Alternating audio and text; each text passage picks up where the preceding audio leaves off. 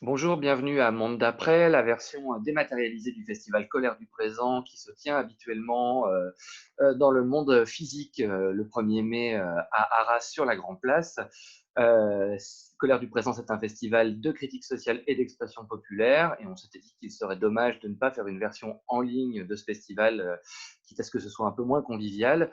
Et nous voici donc dans une série d'entretiens. Et dans cette série, il est temps d'interviewer Sébastien Rutès, qui a sorti récemment un roman dans la collection La Noire chez Gallimard, qui s'appelle Mictlan, c'est ça? C'est ça, Mictlan? Voilà, dont on va évoquer le sujet et puis un certain nombre de thématiques. Donc merci Sébastien d'être avec nous en direct depuis Londres. Est-ce que tu pourrais commencer par nous Merci dire à vous, merci à toi, Julien. Est-ce que tu pourrais commencer par nous dire de quoi ça traite, Mictlan, s'il te plaît? Alors, en deux mots, c'est un roman qui est inspiré d'un fait divers qui s'est déroulé au Mexique en septembre 2018. Un camion frigorifique qui a été retrouvé embourbé et en panne dans un terrain vague de la banlieue de Guadalajara. Ce sont les voisins dans un village qui ont été attirés par l'odeur et ils ont découvert à l'intérieur de la remorque 157 cadavres. C'est le chiffre qui a été avancé au départ, et puis ensuite il y en a eu d'autres. 157 cadavres dans un sac en plastique, et dont on a découvert assez vite qu'ils appartenaient à la morgue de l'État, qui, tu sais quelle est la situation au Mexique depuis de nombreuses années maintenant, la morgue débordée de cadavres. Il y a une loi au Mexique depuis 2013 qui interdit aux autorités de se débarrasser des victimes, des corps des victimes de morts violentes. Et donc, il faut les garder en tant que pièces à conviction, en attendant qu'ils soient identifiés et la fin de l'enquête. Comme au Mexique, c'est à peu près 0,2% des enquêtes qui sont résolues, les corps s'amoncellent.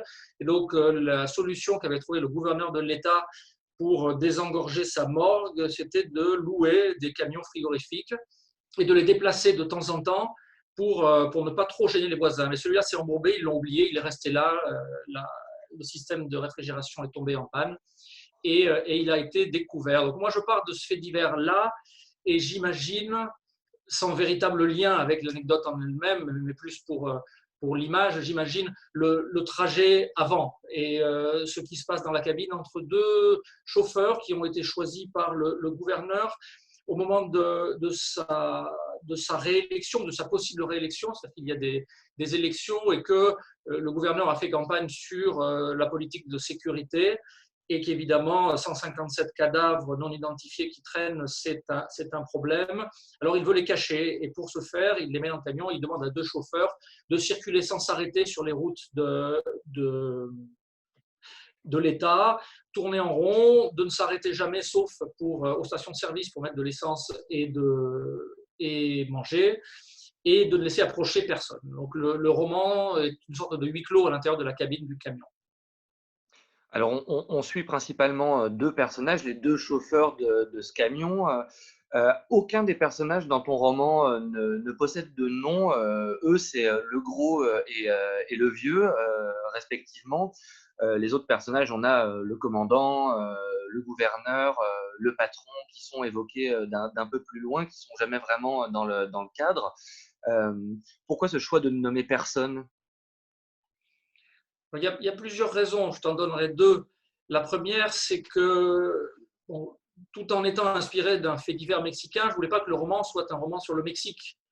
Euh, je voulais que ce soit un roman qui ait une portée beaucoup plus allégorique sur notre destin et notre rapport à la mort. Donc, comme tu l'auras remarqué, j'ai retiré tous les noms de lieux, tout ce qui pouvait faire penser à des endroits précis, des villes précises, de la topographie ou des noms. Je ne voulais pas de noms qui soient espagnols ou qui soient trop facile à relier avec le Mexique. Donc, j'ai éliminé toutes ces références-là. Et puis l'autre idée, c'est ce qui tient au fond, ce qui est le cœur du roman. C'est un roman sur la décomposition sociale et sur les conséquences de la décomposition sociale dans des pays comme celui-là, qui sont gangrénés par la corruption notamment. Et cette conséquence, c'est entre autres une forme de déshumanisation, de dissolution des identités, de perte des différences. Tout se vaut, rien n'a de personnalité propre, une espèce de grand magma de valeurs dissoutes. Et ces personnages, évidemment, en font partie. Et les surnoms, notamment pour les deux chauffeurs, sont par ailleurs des surnoms qui sont despectivos, méprisants. C'est-à-dire qu'ils les ramènent à leur corps et à des particularités physiques négatives.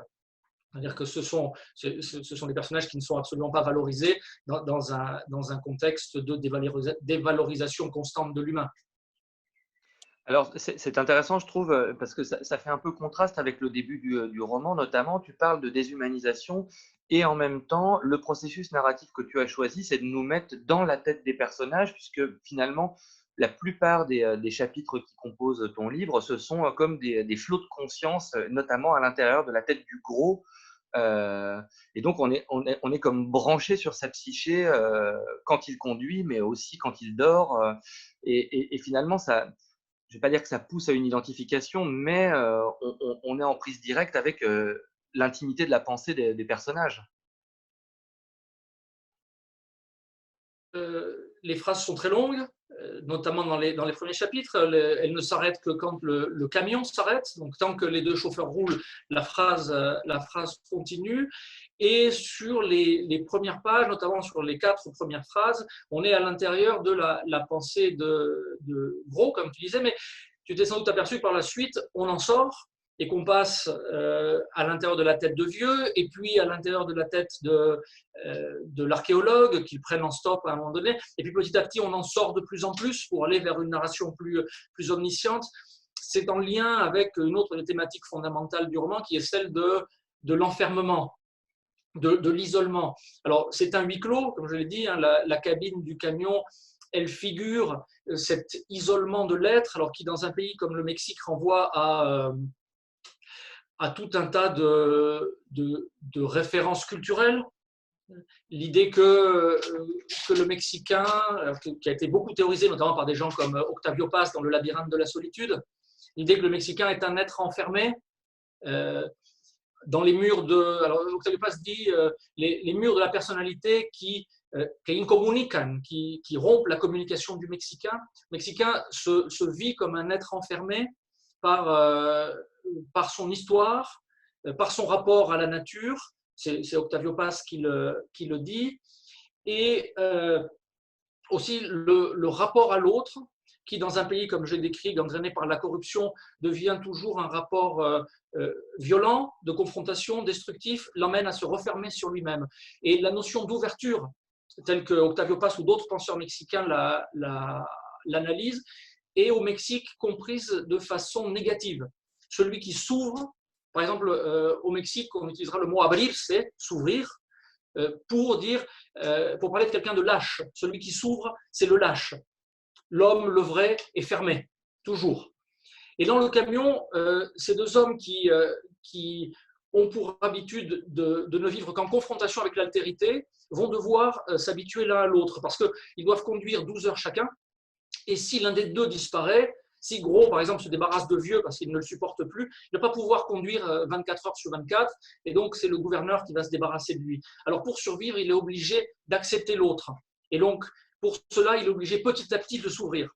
Alors la cabine s'ouvre, notamment le pare-brise explose quand l'archéologue le traverse dans l'accident de voiture, et puis ensuite ce sont les balles, ou même avant, ce sont les balles de pistolet qui brisent les fenêtres. Petit à petit, tout ça s'ouvre. Il y a des trous dans la remorque à cause des fusillades.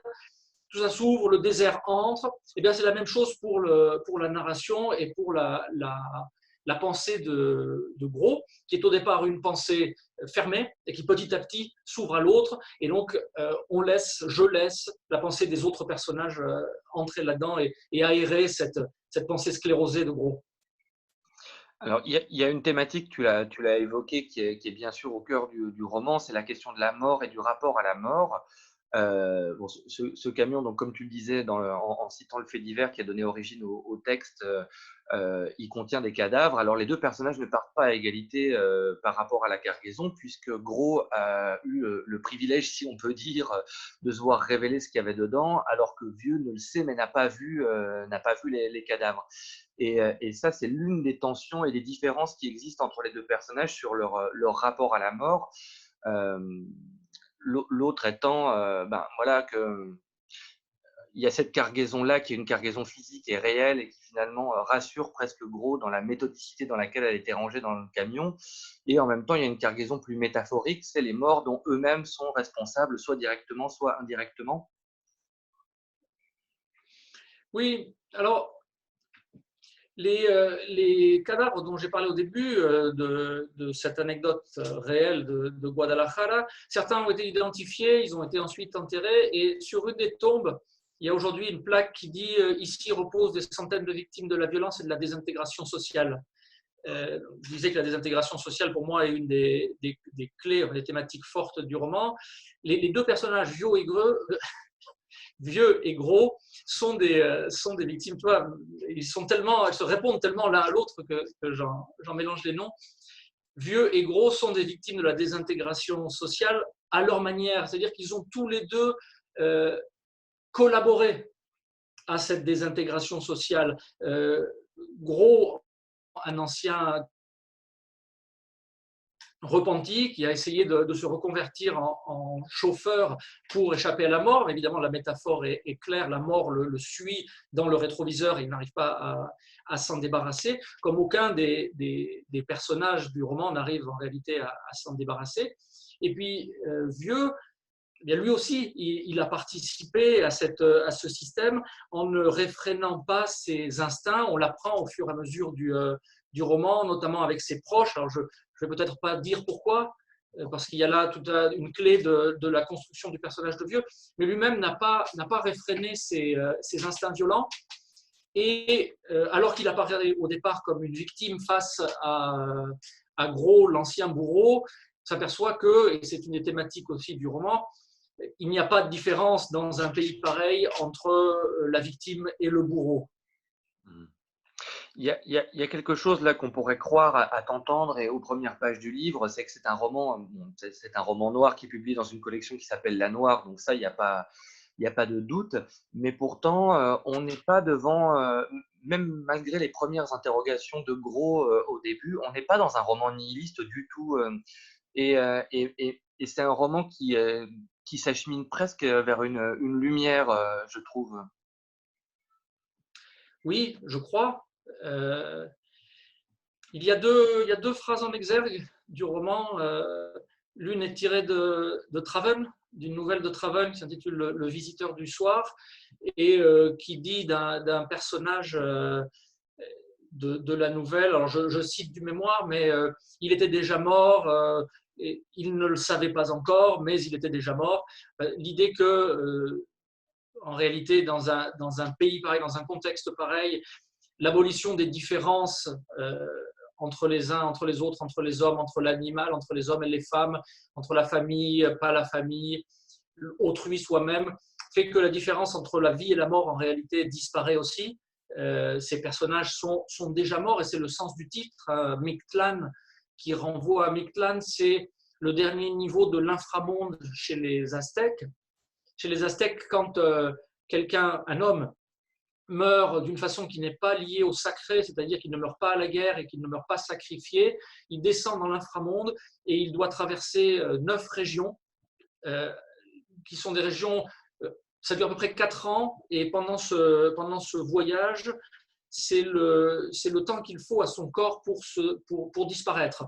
Donc, dans chaque région, il y a des rochers d'obsidienne coupants qui déchirent ses chairs, qui lacèrent son corps, un vent violent qui emporte les restes de son corps. Tout cela, c'est la destruction du corps pour qu'à la fin ne reste que l'âme à l'arrivée à Mictlan, pour que, enfin, délesté des pesanteurs du corps physique, l'âme puisse se confondre avec le grand tout et le cycle reprendre. Donc l'idée du roman, c'est que en réalité, on est déjà à Mictlan et qu'il n'y n'y a pas un voyage vers la mort, mais que la mort est déjà là pour ces personnages. Mais l'autre exergue, ce sont quelques vers tirés d'un poète précolombien, un Nezahualcóyotl, le seigneur de Texcoco, et qui dit le brouillard se répand sur nous, faites que surgisse enfin la beauté des fleurs. Et il y a une opposition entre ces deux épigraphes. D'un côté, cette idée que nous sommes déjà plongés dans le brouillard, nous sommes déjà en Mictlán, mais qu'il y a finalement la possibilité d'une rédemption.